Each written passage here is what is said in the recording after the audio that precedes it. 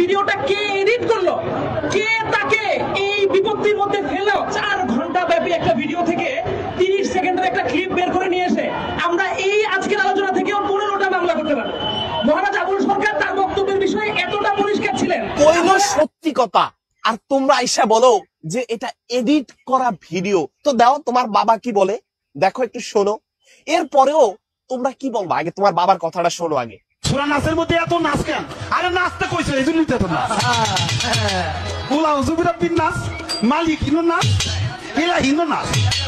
হ্যাঁ, মিন শাদিল ওয়াসওয়াসিল খান নাচ, আল্লাযী সুফি সুদুরিন নাচ, মিনাল জিন্নাতি ওয়ান নাচ, ফি সুদুরিন নাচ কইছে।